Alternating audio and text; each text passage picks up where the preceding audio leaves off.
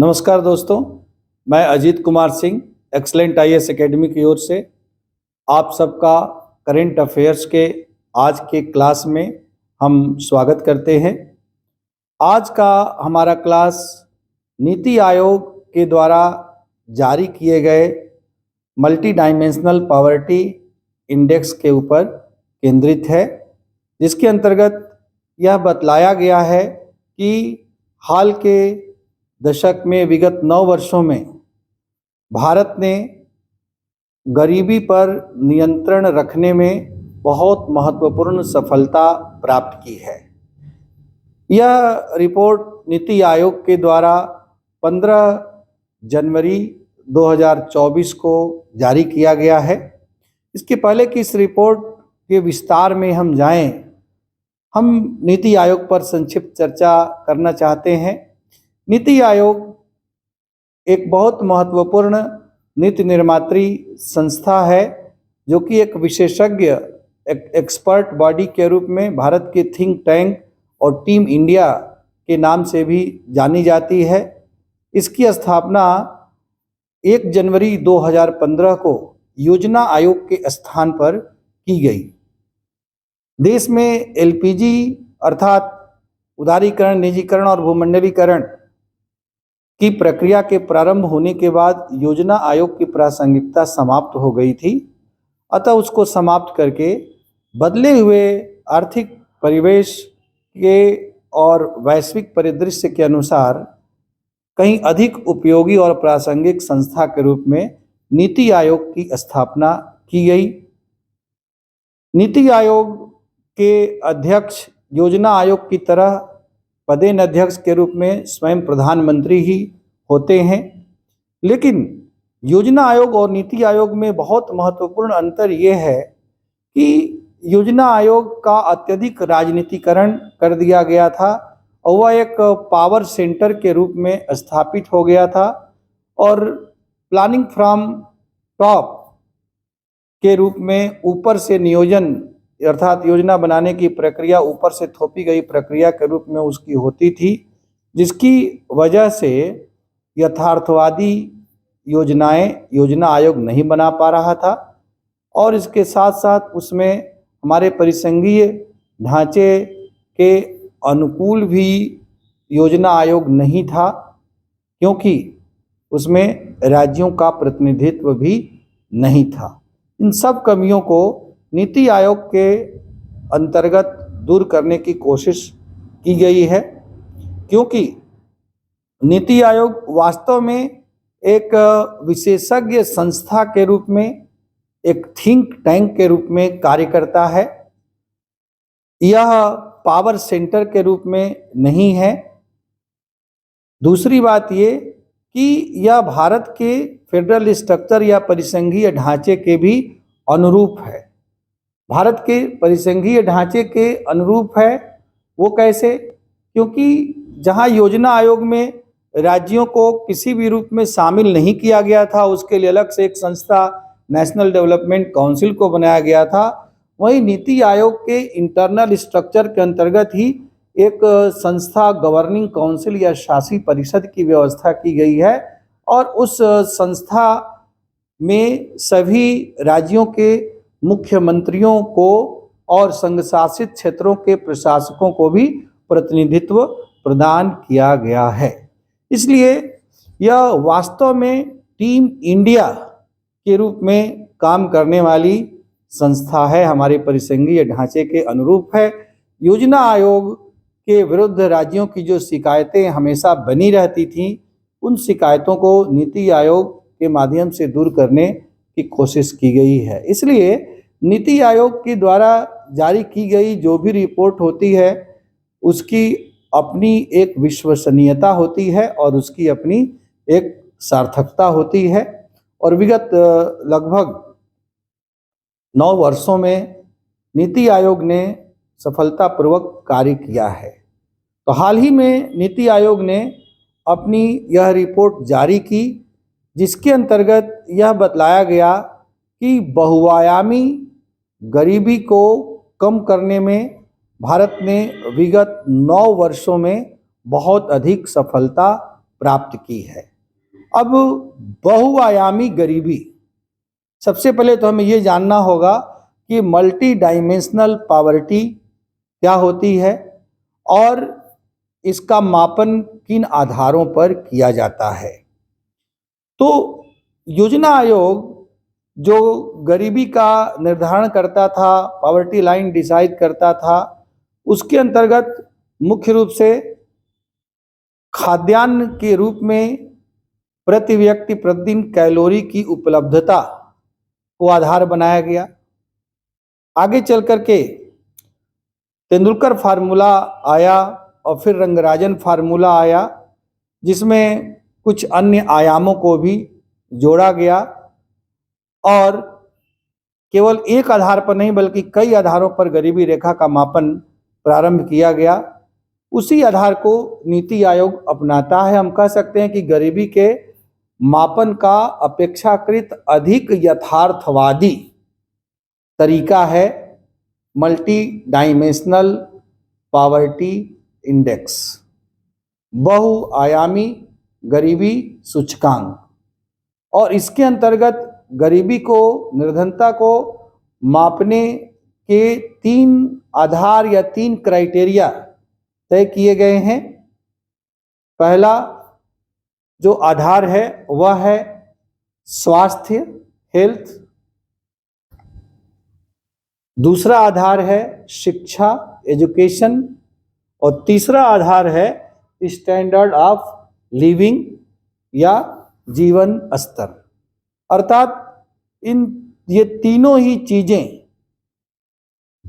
देश में कितने प्रतिशत लोगों को न्यूनतम रूप में उपलब्ध हैं, इसके आधार पर तय होगा कि कितने लोग गरीबी रेखा से ऊपर हैं या बहुआयामी गरीबी सूचकांक के अंतर्गत उस गरीबी से मुक्त हैं और कितने प्रतिशत लोग उसके दायरे में आते हैं अर्थात गरीब हैं। अब इस रिपोर्ट की उपलब्धि क्या है या इस रिपोर्ट में जो खास बातें नीति आयोग ने बताई हैं उस पर हम सूक्ष्मता पूर्वक चर्चा करते हैं।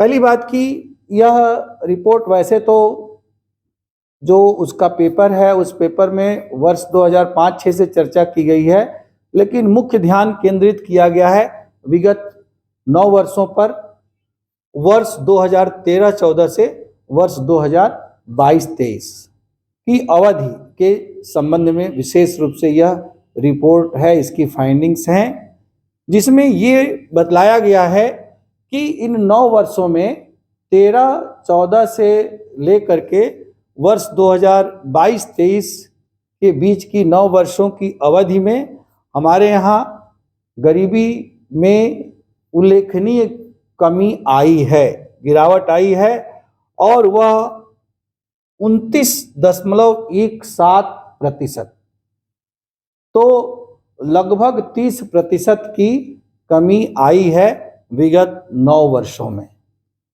जो कि एक उल्लेखनीय प्रगति है। और इस प्रकार से इस पैमाने को आधार बनाकर के हम देखते हैं तो विगत 9 वर्षों में 13 करोड़ लोग गरीबी रेखा से ऊपर उठे हैं अर्थात गरीबी से मुक्त हुए हैं।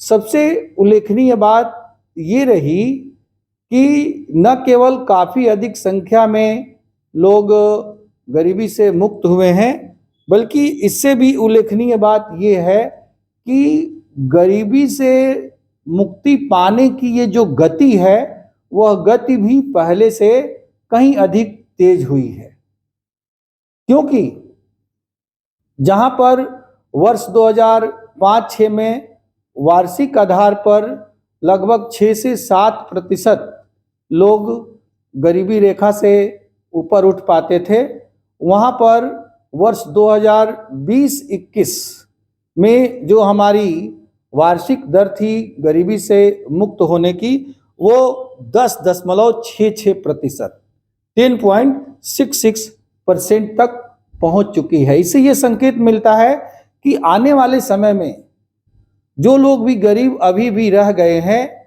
वे बहुत अधिक समय तक गरीब नहीं रहेंगे और शीघ्र ही गरीबी के अभिशाप से वो मुक्त होने में सफल हो पाएंगे। अब इसके अंतर्गत ये देखते हैं कि कितने इंडिकेटर्स तय किए गए, संकेतक।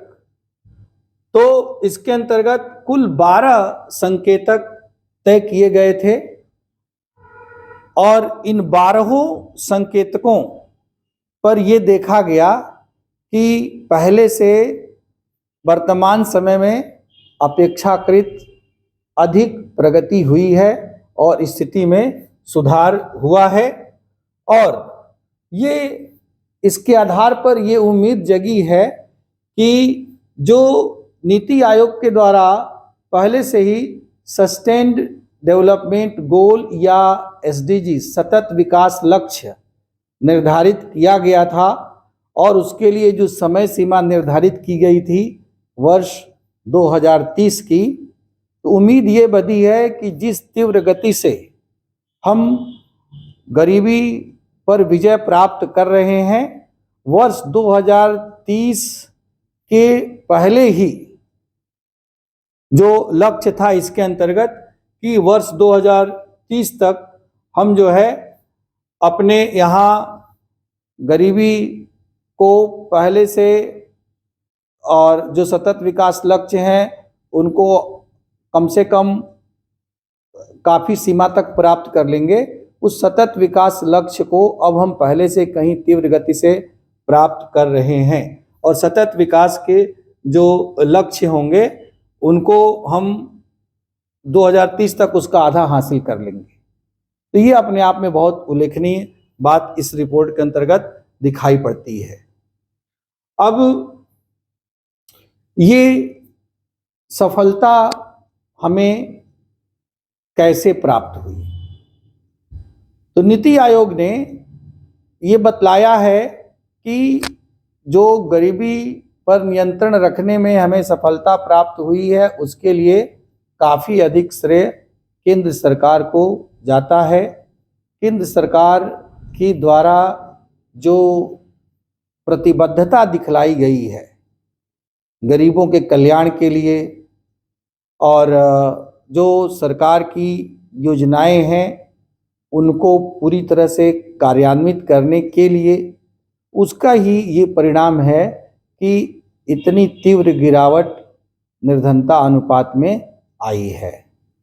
तो दो मुख्य कारण योजना आयोग ने बतलाए, नीति आयोग ने बतलाए कि पहली बात तो ये कि जो समाज के कमज़ोर लोग हैं, जो वंचित लोग हैं, जो vulnerable and deprived sections of society हैं, सीधे सीधे कहें तो जो सर्वाधिक गरीब लोग हैं, उन लोगों के स्थिति को सुधारने और उन लोगों के कल्याण के लिए सरकार में एक परसिस्टेंट डेडिकेशन या दृढ़ समर्पण का भाव है और इसके साथ ही साथ सरकार एक रिजोल्यूट कमिटमेंट के साथ, अर्थात सरकार एक दृढ़ प्रतिबद्धता और कहें तो कृत संकल्प हो करके इसके लिए कार्य कर रही है। अर्थात जो समाज के सर्वाधिक उपेक्षित, वंचित, निर्धन लोग हैं, समाज के अंतर्गत जो सर्वाधिक जोखिमग्रस्त लोग हैं, उन पर सरकार का ध्यान अपेक्षाकृत अधिक है क्योंकि इसी के अंतर्गत सर्वाधिक गरीब लोग हैं। तो जब उस पर फोकस होगा तो गरीबों की संख्या में स्वाभाविक रूप से कमी आएगी। वास्तव में सरकार की जो हर चीज़ में जो इंक्लूसिव या सर्वसमावेशी अप्रोच है, उस इंक्लूसिव अप्रोच या सर्वसमावेशी दृष्टिकोण का ही परिणाम है।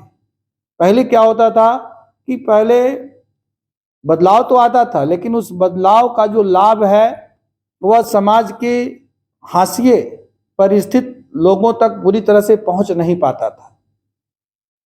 अभी उस बदलाव का लाभ उस जगह तक जो हमारा टारगेटेड पॉपुलेशन है, लक्षित समूह है, वहां तक पहुंच रहा है। जो वास्तव में निर्धन, गरीब, दयनीय जीवन जी रहे हैं, उन लोगों तक सीधे पहुंच रहा है। उसका परिणाम ये है कि निर्धनों की संख्या में इतनी तेजी से गिरावट आई है, कमी आई हुई है। इसके अंतर्गत नीति आयोग ने कहा कि सरकार के द्वारा चलाई गई कुछ महत्वपूर्ण योजनाएं हैं, उन योजनाओं का सफल कार्यान्वयन इसके पीछे उत्तरदायी रहा है। जैसे कि पोषण अभियान केंद्र सरकार के द्वारा एक योजना चलाई गई।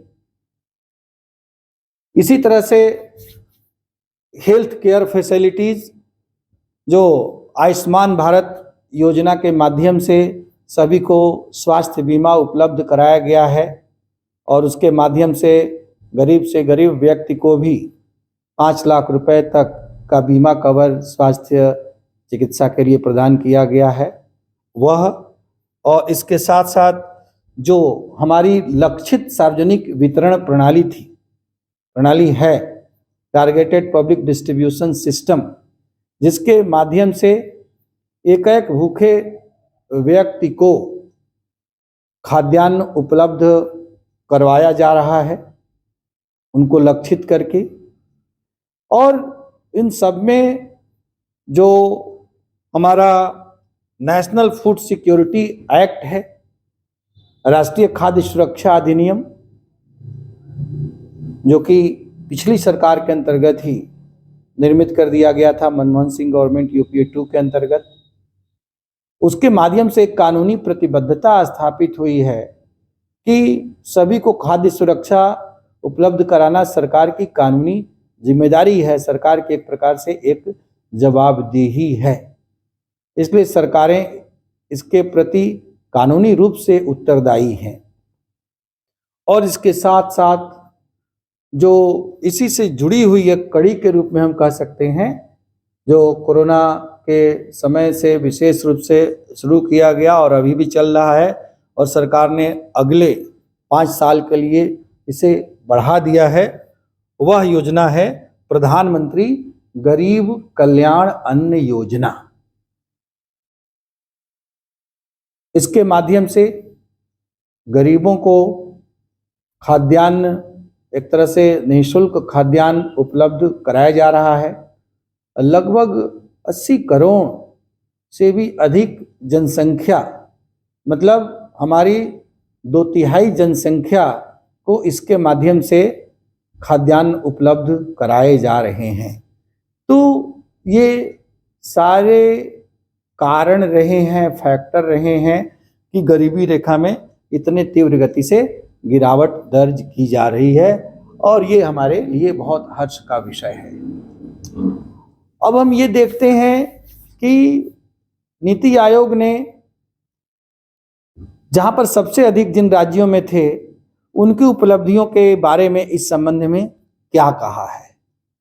तो नीति आयोग ने इस संबंध में ये बतलाया है कि कुछ राज्यों ने, जिनको कि पहले आमतौर पर बीमारू स्टेट कहा जाता था, उन राज्यों की प्रगति जो है अपेक्षाकृत बेहतर रही है। स्वाभाविक था कि सबसे अधिक गरीब भी वहीं पर थे, क्योंकि जनसंख्या भी इन राज्यों की काफ़ी अधिक थी और आर्थिक दृष्टि से भी यही राज्य पिछड़े हुए थे।